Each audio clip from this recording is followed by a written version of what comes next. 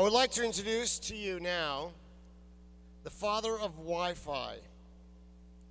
His efforts helped to grow broadband. I first met Vic Hayes just last week, to be honest with you. I had lunch with him in Amsterdam last Tuesday. That's where he lives, outside of Amsterdam in Utrecht, a short train ride away. And we spent a couple hours talking about how Wi-Fi developed and how technology grows and the importance of innovation. As founding chairman of the IEEE 802.11 Working Group for Wireless LANs, Vic led the decade-long effort to tame the incompatible and competing wireless protocols to establish the Wi-Fi standard. Vic has an interesting past.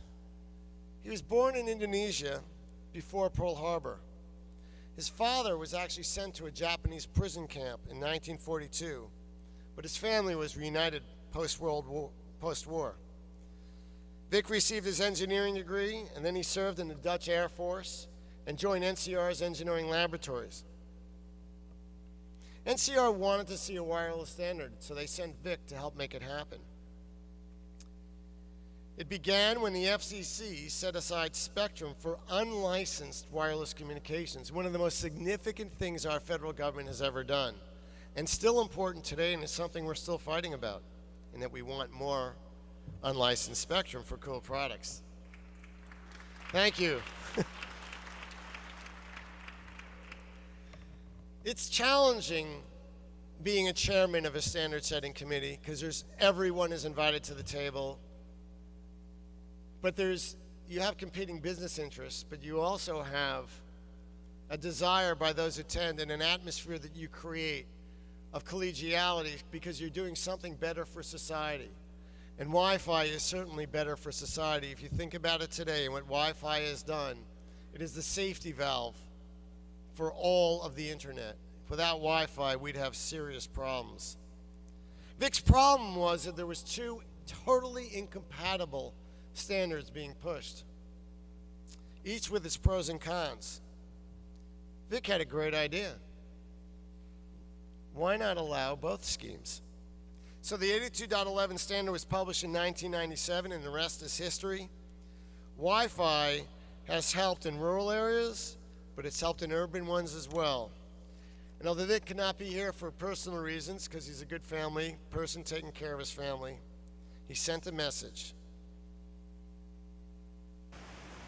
Good evening, everybody. Thank you for inducting me in your Hall of Fame. I feel very honored.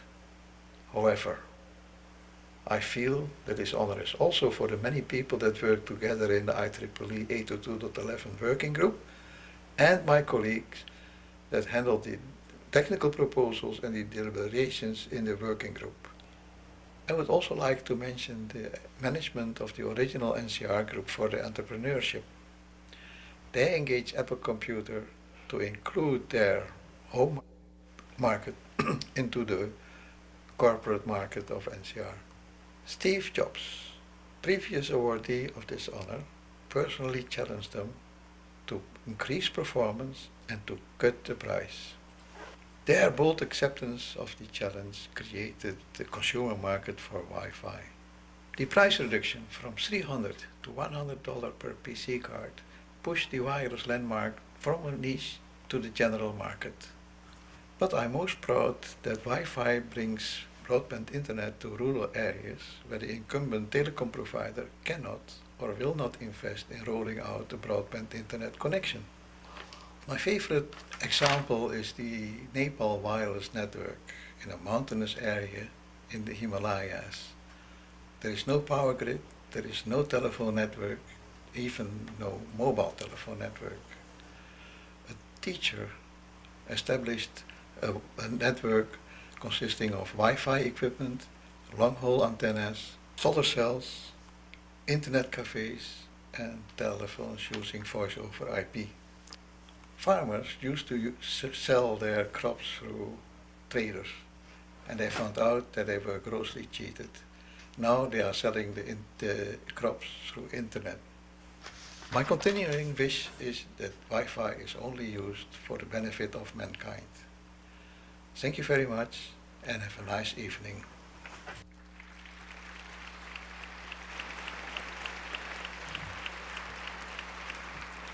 Michael Marcus, the FCC official that made the ruling for the license-exempt spectrum that is at the base of Wi-Fi's 30 years ago, will accept the award for Vic. Please join me in welcoming Michael Marcus.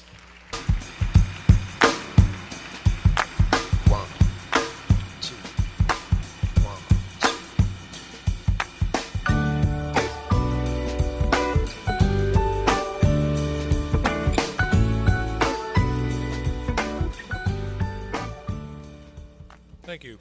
Vic asked me to fill in for him since he has family obligations in Holland and wasn't able to leave the country. Due to time limits, he cut a few issues from his recorded statement, and I want to go into the things that he had written for that statement.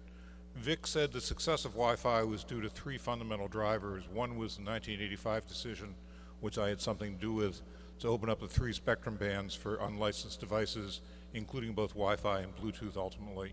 Then there was the adoption of the 802.11 standard in 97, and finally the establishment of the trade association now called the Wi-Fi Alliance, which standardized and publicized it. While Vic was impressed by the benefits of Wi-Fi that were brought to mankind, members of the Wi-Fi working group in 802.11 were the first to enjoy the benefits, because in 1998 they improved the efficiency of their meetings by using Wi-Fi to move drafts of documents between the documents in the room, greatly increasing productivity. Indeed, my FCC colleague Julius Knapp visited an 802.11 meeting in 2001 and was blown away by the impact of Wi-Fi at that stage to improve productivity of bureaucratic meeting. Wi-Fi is now universally available in all portable equipment, and connection to the internet is available nearly everywhere. It brings social and economic benefits to everyone. The late MIT professor Ithiel Poole wrote a famous book about telecommunications in 1980 entitled The Technologies of Freedom. Both Vic and I hope that this Wi-Fi technology, as it develops and is enhanced by the participants in today's 802.11, will continue to be a building block of peace and freedom around the world.